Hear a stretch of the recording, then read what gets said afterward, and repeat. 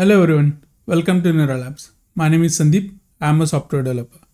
तो लास्ट के वीडियो में हमने देखा था कि LangChain यूज़ करके हम एक सिंपल LLM एप्लीकेशन कैसे बना सकते हैं या सिंपल LLM कॉल कैसे कर सकते हैं।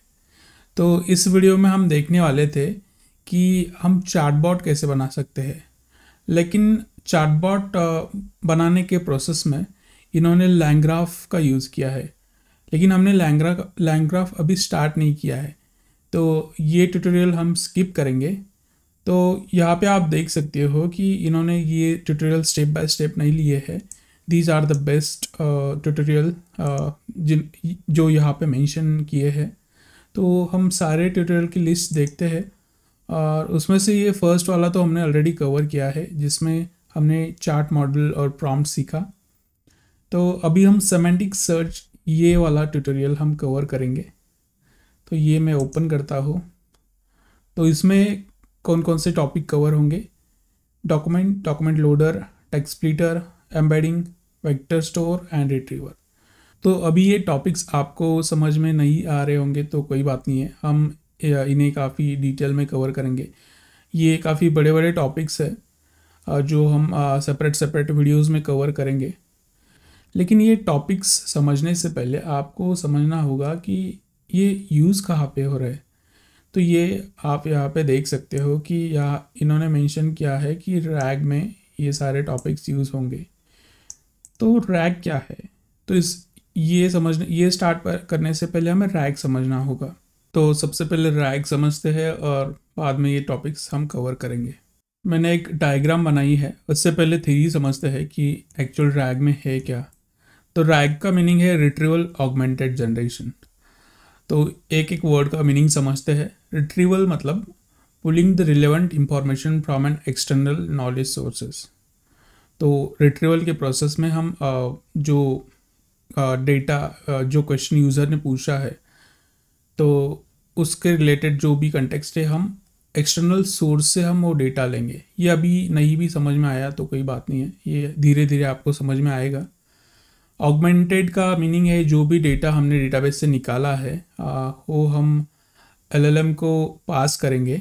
और जनरेशन का मीनिंग है जो हमने डेटा इस प्रोसेस में निकाला है वो डेटा हम LLM को प्रोवाइड करेंगे और LLM उसको वो डेटा यूज़ करके वो कंटेक्स्ट यूज़ करके आउटपुट जनरेट करेगा। तो यही है रैग प्रोसेस। रैग क्यों यूज़ कर रहे हैं हम? रैग क्यों इतना ज़्यादा यूज़ किया जाता है? तो LLM जब ट्रेन करते हैं तो स्पेसिफिक डेट तक उसको एक डेटा प्रोवाइड किया जाता है और उसके बाद उसके पास डेटा नहीं होता तो एक कट ऑफ होता है, एक नॉलेज कट ऑफ होता है LLM का। तो उस केस में अगर हमें लेटेस्ट कोई डेटा पे रैग सिस्टम बनानी है या चैटबॉट सिस्टम बनानी है तो उस केस में रैग यूज़ होता है। तो हम उस केस में डेटाबेस यूज़ करते हैं, उससे डेटा रिट्रीव करते हैं और LLM को प्रोवाइड करते हैं। तो यही है, बस थ्योरी के लिए इतना ही। डायग्राम में हम और डीप में समझते हैं कि क्या क्या कंपोनेंट है रैग के। तो ये कंप्लीट रैग सिस्टम है जिसमें मैंने डॉक्यूमेंट इंडेक्सिंग से रिट्रीवल तक सब कवर किया है। तो इस केस के लिए आप कंसिडर करो कि आपको एक चैटबॉट बनाना है जो कि पाइथन में एक्सपर्ट होगा, पाइथन रिलेटेड वो क्वेश्चन आपको आंसर देगा। आप कोई भी क्वेश्चन पूछोगे पाइथन रिलेटेड तो वो पाइथन रिलेटेड आंसर देगा। तो इसमें आपको कंसिडर करना होगा कि LLM को पाइथन का नॉलेज नहीं है। तो आपका डेटा सोर्स कोई भी हो सकता है। अगर आपको आपके पर्सनल डेटा पे मॉडल को ट्रेन करना है तो आप पर्सनल डेटा भी ले सकते हो या कोई कंपनी का डेटा भी हो सकता है। लेकिन हम यहाँ पे इस केस में Python as a data source ले रहे हैं। तो सपोज़ कंसिडर करो कि आपके पास पाइथन की PDF है। तो PDF को हमें कहीं पे तो स्टोर करना होगा। तो इस केस में हम वेक्टर डेटाबेस यूज़ करते हैं। तो वेक्टर डेटाबेस क्या है? ये सिंपली डेटाबेस ही है, लेकिन स्पेशल टाइप्स ऑफ डेटाबेस है जो कि डेटा स्टोर करते हैं न्यूमेरिकल के फॉर्म्स में। तो ये भी हम डिटेल में समझेंगे। तो अभी के लिए इतना समझ लो कि ये बस डेटाबेस है जहाँ पे हम डेटा स्टोर करेंगे। तो हमारे पास अभी पाइथन की पीडीएफ है, तो हम एज इट इज़ भी स्टोर कर सकते हैं, लेकिन फिर जब हम यूज़र कोई क्वेश्चन पूछेगा तो पूरी की पूरी पीडीएफ एलएलएम के कंटेक्स्ट में फेच करनी होगी। तो ये अवॉइड करने के लिए हम उस पीडीएफ के चंक बनाते हैं। चंक मतलब उसके टुकड़े बनाते हैं। तो एक स्पेशल प्रोसेस होती है एम्बेडिंग भी हम समझेंगे। तो कोई भी अगर 100 पेजेस की पीडीएफ है, अगर सपोज उसके पेज वाइज अगर चंक बनाए तो 100 चंक्स बनेंगे, ठीक है। तो वो 100 चंक्स की एम्बेडिंग होती है। एक स्पेशल टाइप ऑफ मॉडल्स होते हैं जो कि टेक्स्ट डेटा को न्यूमेरिकल फॉर्म्स में कन्वर्ट करते हैं, उसको वेक्टराइजेशन प्रोसेस बोलते हैं। और वो वेक्टर्स जब कन्वर्ट होते हैं तो वो वेक्टर हम वेक्टर डीबी में स्टोर करते हैं। तो उस प्रोसेस को इंडेक्सिंग बोला जाता है। तो सिंपल फिर से मैं बताता हूँ, फिर से ये रिपीट करता हूँ। पाइथन की पीडीएफ है, हमने उसके 100 चंक्स बनाए, हर एक चंक को हमने वेक्टर में कन्वर्ट किया, और वो वेक्टर में जो कन्वर्ट हुआ डेटा है वो हमने वेक्टर डीबी में स्टोर किया, ठीक है। यहाँ तक क्लियर है। तो ये हुआ इंडेक्सिंग का पार्ट।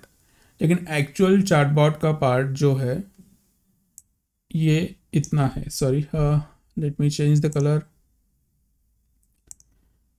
तो एक्चुअल पार्ट इतना रहेगा। इंडेक्सिंग एक बार में ही होगी। अगर कोई न्यू डेटा इंडेक्स करना है तो फिर हम फिर से ये प्रोसेस रिपीट कर सकते हैं, लेकिन सेम डेटा हम फिर से इंडेक्स नहीं करेंगे। तो चार्टबॉट वाला पार्ट समझते हैं। अगर यूज़र ने पूछा what is list in Python, तो यहाँ से यूज़र की क्वेरी सेम प्रोसेस से जाएगी। उसके भी एम्बेडिंग बनेंगी। एम्बेडिंग मतलब उसको भी न्यूमेरिकल फॉर्म में कन्वर्जन होगा। तो जो न्यूमेरिकल फॉर्म में कन्वर्जन हुआ है वो यहाँ पे डेटाबेस में सर्च होगा। तो उसको सिमिलैरिटी सर्च बोलते हैं। तो इससे क्या होगा कि जो यूज़र ने क्वेरी पूछी है उसके रिलेटेड ही डेटा ये रिटर्न करेगा। तो इस केस में लिस्ट के रिलेटेड ही चंक वो रिटर्न करेगा, ना कि पूरी पीडीएफ। इसलिए हमने यहाँ पे चंक बनाए थे। तो अगर लिस्ट के सिमिलर 2 चंक है तो ये 2 चंक यहाँ पे रिटर्न करेगा। तो हमारे पास अभी रिलेवेंट कंटेक्स्ट है, और यहाँ से हमारे पास यूज़र की क्वेरी भी है, और हम सिस्टम प्रॉम्प्ट कोई भी दे सकते हैं, जैसे कि you are a smart assistant which is expert in Python, something like that. तो हमारे पास यहाँ पे अभी 3 पैरामीटर है, क्वेरी, रिलेवेंट कंटेक्स्ट जो कि हमने डेटाबेस से निकाला है, और सिस्टम प्रॉम्प्ट। तो ये सारा डेटा जो है हम एलएलएम को प्रोवाइड करेंगे, और एलएलएम इस पे प्रोसेस करेगा और यूज़र को रिस्पॉन्स बैक करेगा। तो रैग में बस इतना ही है। आने वाले वीडियोस में हम इसका एक एक पार्ट हम डिटेल में समझेंगे। जैसे कि डॉक्यूमेंट है, डॉक्यूमेंट हम कैसे लोड कर सकते हैं, उसके चंक कैसे बनेंगे, और सारा एक जो कंपोनेंट है रैग के, ये सारे हम डिटेल में समझेंगे। तो इस वीडियो के लिए इतना ही। मिलते हैं अगले वीडियो में। तब तक keep learning and keep growing.